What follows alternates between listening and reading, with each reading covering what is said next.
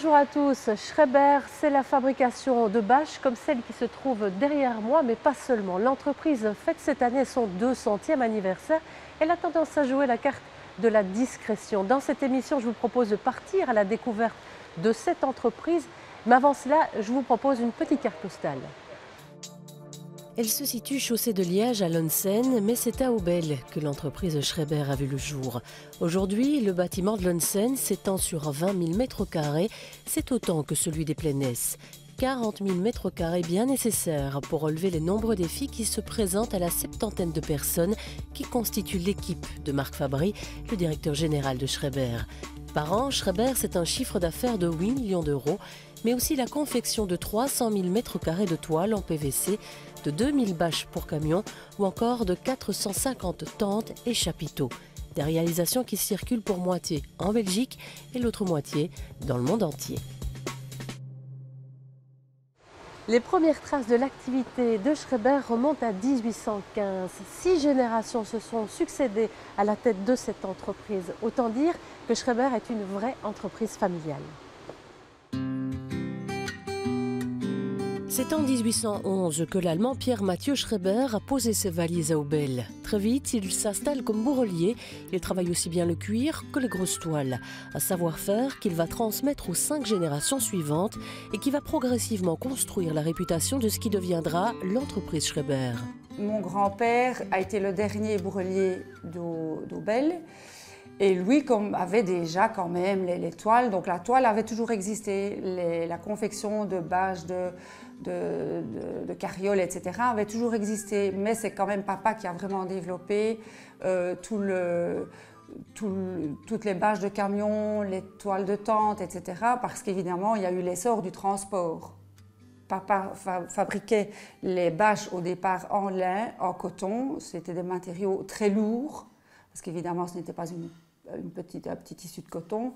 C'était très lourd à manipuler, très raide. Ce n'était vraiment pas évident. Est arrivé sur le marché de la toile de polyester plastifié. Donc en fait, vous avez une fibre de polyester enduite de PVC. Et grâce à ça, le marché a explosé parce que c'est un matériau avec lequel on peut faire un tas de choses, notamment les bâches de camion, les chapiteaux, les tentes de réception. On peut le mettre à toutes les sauces, donc c'était beaucoup plus pratique à travailler, beaucoup plus solide. Ça ne pourrissait pas, ça ne moisissait pas, donc c'était vraiment c'était ce qu'il fallait pour les bâches de camion. D'ailleurs, c'est le même matériau qu'on utilise encore maintenant. Dans les années 80, Bernard, la dernière génération Schreiber à la tête de l'entreprise, choisit de jouer résolument la carte de ce matériau. De son côté, Marcel, son père, préfère s'adonner à sa passion, la toile et surtout la confection des célèbres tentes patrouilles. Papa aimait, ça a toujours été son métier, la confection des toiles, des bâches, etc. Il était un peu plus réticent aux matériaux du polyester plastifié parce que pour lui, ce n'était pas un matériau noble. Par contre, comme il était scout dans l'âme, et c'est ça qui l'a toujours guidé pendant toute sa vie, il était passionné par les tentes de mouvement de jeunesse. Il adorait recevoir les scouts dans son bureau, papoter, voilà.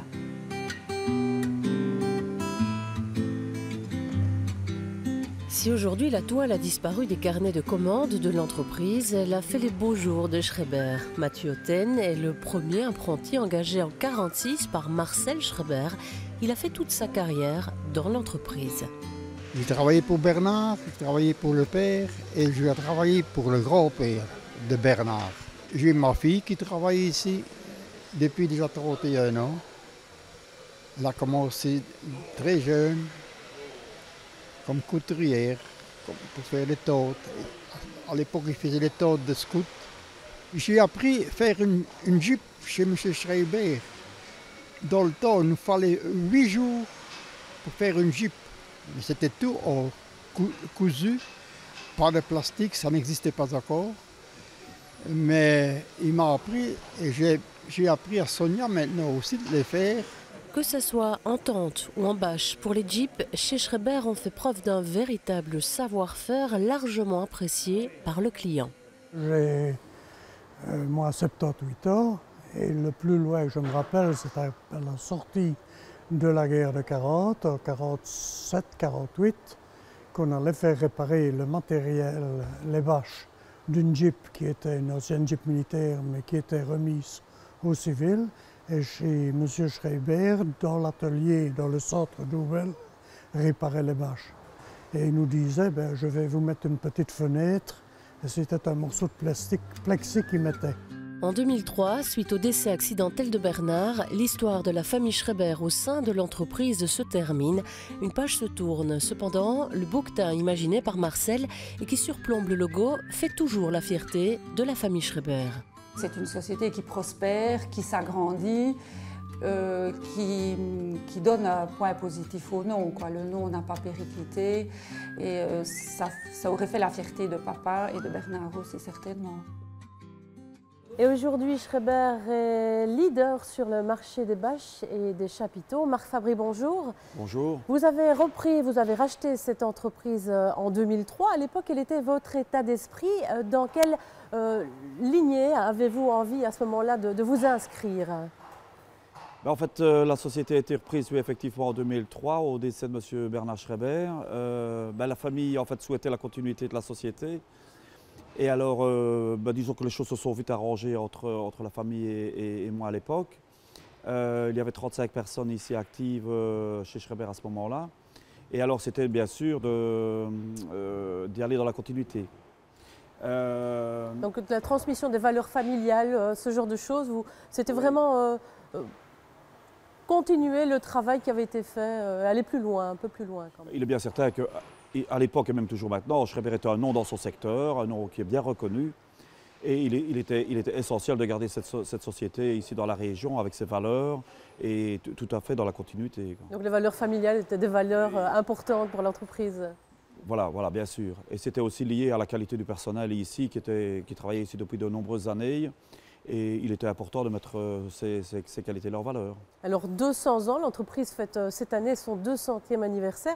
À quoi doit-on le succès de cette longévité, vous pensez? Oui, 200 ans, c'est vrai que c'est beaucoup. Fatalement, je ne connais pas toute l'histoire, mais je sais que... Je pense d'abord qu'il y avait quand même une fibre entrepreneuriale dans la famille, puisque ça s'est transmis de, je pense, 6 générations de Schreiber en Schreiber. Ça, je pense que c'est déjà un point important. Il y avait des valeurs fortes aussi qui sont liées aussi à la qualité du personnel et je pense à une certaine rigueur de travail qui anime toujours la société actuellement. Alors, que dire aussi pour les 200 ans, je pense qu'aussi la société a pu être dans un créneau aussi qui était porteur et qu'il est toujours actuellement aussi. Vous vous inscrivez dans quelle philosophie aujourd'hui avec cette entreprise pour le développement de l'activité? Pour le développement de l'activité, soyons clairs, la société se développe bien. Une société doit se développer. Je pense que c'est l'essence même d'une société. Maintenant, on ne veut pas se développer à tout prix ni à tout craint. Ce qui est très important pour nous, c'est plutôt de se développer dans la diversité. Au départ, notre produit phare est le produit bâche et on essaye de vraiment articuler tous les produits autour du produit bâche. C'est pour ça qu'on s'est très bien développé au niveau de la bâche camion, que beaucoup de personnes connaissent. Alors il y a les tentes et chapiteaux, c'est un produit annexe. Alors il y a l'industrie aussi, on oublie parfois un petit peu, mais il y a beaucoup de bâches dans l'industrie.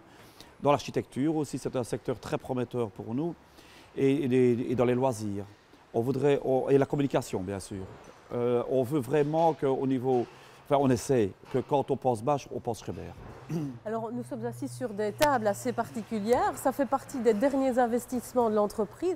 L'investissement, c'est important pour le développement de votre entreprise? Oui, il est important de travailler avec des outils modernes et de se différencier aussi par rapport à d'autres sociétés qui peut-être n'ont pas cette volonté. Vous voyez justement des tables, ce sont des tables de découpe équipées de laser, ce sont des tables qui viennent des États-Unis. Ça permet de rendre le travail moins pénible au niveau de la découpe. Auparavant, pour effectuer ces tables ici, remplace le travail de 6 hommes qui travaillaient d'une manière un peu pénible auparavant, à genoux, avec des moyens assez classiques au niveau de la découpe Et ici, on a vraiment quelque chose qui est très moderne et qui fonctionne très bien. Donc c'est important de se maintenir à jour, si l'on peut dire, en termes d'innovation et d'investissement aussi, pour maintenir la société au top finalement. Oui, tout à fait, parce que bon, on est face à une concurrence quand même, qui est quand même assez rude de pays avec des coûts salariaux moindres. Et on a deux réponses à ça. La première réponse, c'est d'être au top au niveau de la technologie. On a aussi des logiciels qui sont très très performants à ce niveau-là, qui n'existaient peut-être pas il y a 10 ou 15 ans. Et alors aussi au niveau du personnel, mais la personne qui s'occupe des ressources humaines vous en parlera mieux que moi plus tard, c'est d'avoir du personnel qui est très polyvalent. Pour nous, ce sont les deux réponses qu'on apporte à une certaine concurrence, parfois assez féroce, avec des coûts salariaux moindres qui nous vient principalement de l'Est. Oui, vous avez un gros problème, vous devez faire face à cette concurrence qui vient de l'Est et qui propose le même type de produits moins chers. Pas toujours le même type, heureusement, on arrive à se démarquer en qualité, mais avec un coût salarial moindre, on doit être attentif et on doit toujours essayer de bien se positionner. Et avec une main-d'œuvre de qualité polyvalente et avec un outil qui est à la pointe, on y arrive. Mais je pense que c'est vraiment essentiel d'avoir ces deux qualités-là bien présentes chez nous. Alors on parlait de la diversité ici, du travail que l'on peut proposer. Eh bien, finalement, on peut s'adapter ici à pratiquement n'importe quelle demande du client. C'est ce que vous allez voir dans cette séquence.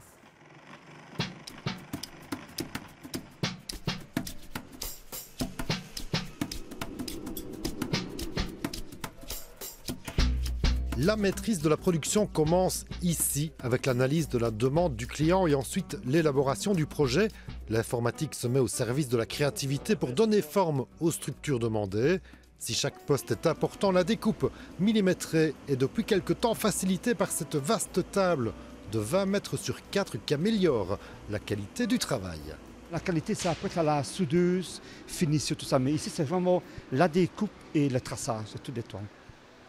Alors on a aussi un gros avantage par rapport à nos concurrents, car nos confrères travaillent à même le sol, que nous travaillons sur des terres.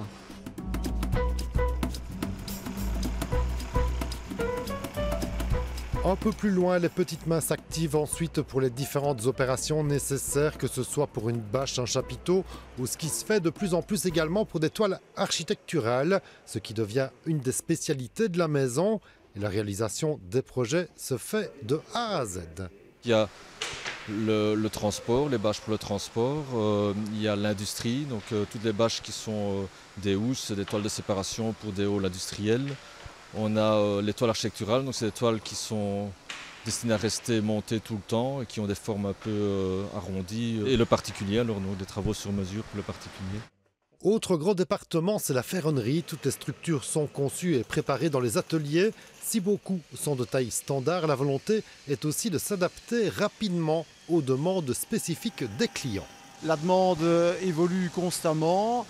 Et je vais dire, on est de plus en plus appelé à faire des projets, à travailler sur des projets personnalisés, où là, on a besoin d'outils, je vais dire, plus spécifiques. Je pense ici à des logiciels de dessin, notamment. On dessine, je vais dire, presque toutes les armatures ici. Et puis alors, après ça, on lance la production par rapport au plan que nous avons dessiné. Un exemple supplémentaire dans cette mini-chaîne de production de la flexibilité du personnel qui multiplie les compétences pour un travail d'équipe et de précision et qui bénéficie également des nouvelles technologies pour augmenter la production et diminuer les délais. Et cela alors que le marché des chapiteaux ou des bâches reste toujours très porteur. Alors la diversité des produits que vous proposez, l'innovation, être capable de s'intégrer finalement dans n'importe quel projet architectural, c'est une des forces de l'entreprise ici? Oui, tout à fait. Et c'est une volonté forte pour nous de se diversifier, comme je l'ai dit tout à l'heure. Une des pistes de développement constitue dans les toiles architecturales. On s'est bien développé dans ce domaine-là il y a déjà quelques années maintenant et c'est très rassurant de voir qu'on occupe une bonne place sur le marché. Grâce aussi à la technologie que nous maîtrisons, vous voyez les machines ici derrière moi, nous avons des tables de soudage qui permettent de réaliser de grands ouvrages et nous avons quelques belles réalisations à nos actifs. Alors vous êtes capable de répondre à n'importe quelle demande qu'on vous propose? N'importe quelle demande, n'allons pas trop loin, mais on a eu des demandes assez spécifiques. Par exemple, dernièrement, c'était la couverture d'un pont. Un pont qui était un peu emblématique au Grand-Duché de Luxembourg, c'est le pont Adolphe à Luxembourgville, qui est un petit peu pour les Luxembourgeois, un petit peu comme la Tour Eiffel aux Parisiens. C'était quelque chose qui comptait pour eux. Et tout s'est très bien passé, avec beaucoup de succès, et on a même eu un peu les félicitations du jury. C'est des projets comme ceux-là qui inscrivent de plein pied votre entreprise dans l'avenir? Oui, tout à fait. Ça nous permet aussi de nous démarquer un petit peu par rapport au marché, parce qu'il y a plusieurs compétences qui sont mises en œuvre pour ce genre de projet-là. C'était quand même des toiles de 6000 m². On était à 46 mètres de hauteur pour les placer. Il y avait beaucoup de normes de sécurité à respecter. Je veux dire qu'il fallait une conjugaison de pas mal de compétences pour y arriver. Mais nous y arrivons sans trop de problème. Des compétences qui se trouvent ici au sein de l'entreprise? Oui, bien sûr, ça fait partie de notre diversité. Comme je vous l'expliquais tout à l'heure, on a beaucoup insisté sur la logistique aussi, où nous avons 17 semi-remorques en propre, nous avons une vingtaine d'engins de manutention, une trentaine de camionnettes, et ça nous permet d'être très réactifs par rapport aux clients et à leurs souhaits. Comment vous envisagez l'avenir de cette entreprise? Oh, l'avenir, vous savez, l'avenir il se construit souvent par opportunité. On a une volonté de... Je pense que les 200 ans on atteste ici, de faire du travail bien fait. On ne veut pas être les plus grands et les plus forts au monde. Maintenant, il est bien certain que notre société, dans un marché quand même relativement petit ici au niveau belge, nous sommes obligés d'élargir tout le temps nos cercles d'activité.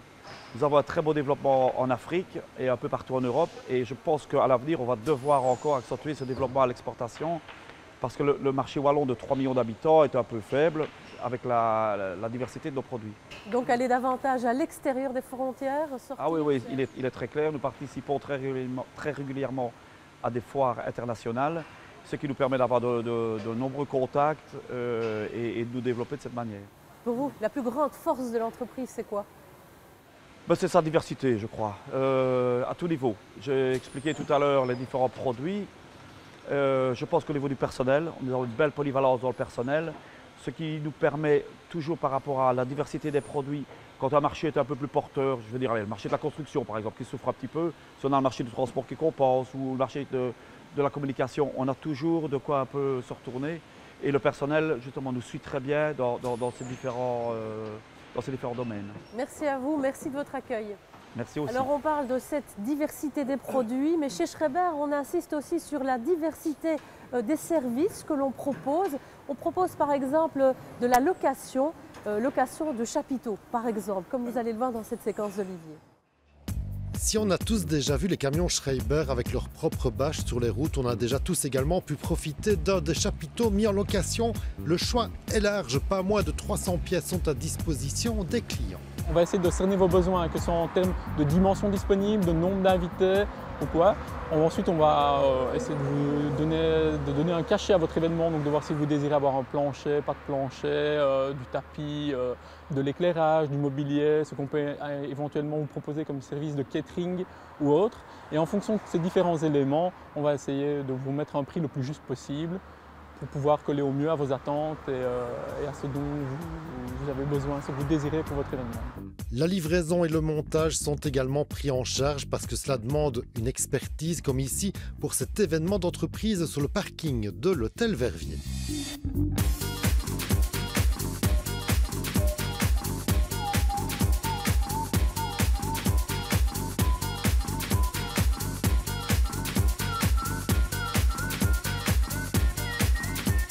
On va travailler pour des associations diverses et variées, aussi bien pour la foire agricole de Libramont, qui par exemple est une ASBL, foire agricole de Bâtisse ou d'autres foires. On travaille pour des événements sportifs, par exemple ce week-end, on travaille sur le site de l'Union belge de football à Tubize, on travaille à Francorchamps dans le cadre du SPA classique ou autre. On va avoir des événements un peu de toute taille, carnaval, fête de village. Il y a aussi tout ce qui est événement pour particuliers, donc que ce soit mariage, communion, anniversaire, etc. On peut y ajouter des festivals pour des tentes d'accueil ou même des chapiteaux pour les concerts. Il y en a donc de toute taille et pour tout budget. Tout ce qui est non festif, ça va être principalement pour des sociétés qui sont en manque d'espace de stockage, d'espace de vente. Donc ça va être Cora, Decathlon ou Carrefour qui vont vouloir faire des activités promotionnelles qui vont être saisonnières, type événements sur le jardin. Donc on va voir ça au printemps, les foires au vin au mois d'octobre. ça dépend un peu, ou d'autres sociétés qui sont en manque d'espace de stockage pour un surcroît d'activité, qui ont besoin de plus d'entreprises de stockage pour les matières premières, produits finis ou autres. L'allocation de chapiteaux qui est plutôt saisonnière, on peut dire d'avril à octobre, et un secteur qui tend à se développer de plus en plus. C'est un secteur qui évolue favorablement dans le sens où il y a de plus en plus de manifestations, les gens ont de plus en plus de temps, donc on réduit de plus en plus le temps de travail des gens au profit des loisirs de manière générale, ce qui donne aux gens beaucoup plus de temps d'amusement et de divertissement qu'il n'y avait pas il y a 30-40 ans par exemple. Et un des grands défis de Schreiber, c'est la transmission des savoirs. Mireille Schmetz, bonjour. Bonjour. Vous gérez les ressources humaines ici et un des grands défis de l'entreprise, c'est cette transmission des savoirs entre l'ancienne génération et les nouveaux venus. Oui, absolument. De 2014 à 2015, nous avons vécu une année, je dirais, charnière, puisque nous avons embauché en fixe une dizaine de nouveaux collaborateurs, que ce soit au niveau de la production, donc du lettrage, de la soudure ou même chez les employés. Et donc ici, nous entrons plutôt dans une phase de stabilisation, effectivement, où l'enjeu principal, ce sera effectivement ce transfert des compétences tellement important pour la poursuite de nos activités. Des compétences qui ont été acquises par le personnel, de par la longue durée de leur présence au sein de l'entreprise, et c'est une des forces d'ailleurs de l'entreprise. Absolument, c'est même la grande force de l'entreprise, puisque la majorité des ouvriers ici y fait toute sa carrière. Et donc, effectivement, nous comptons sur eux pour transmettre toutes ces compétences et tous ces acquis. Alors c'est des acquis qui s'apprennent au sein de l'entreprise et pas forcément à l'école, tout ça on l'apprend sur le terrain. Oui, bien sûr.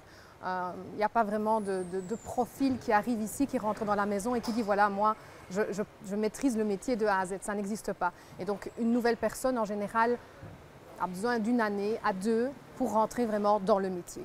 Mais je vous remercie. C'est la fin de cette émission. Je vous rappelle que ce magazine et tous les autres se trouvent sur notre site internet www.televez.be sous la rubrique C'est déjà demain. Excellente soirée à vous et au revoir.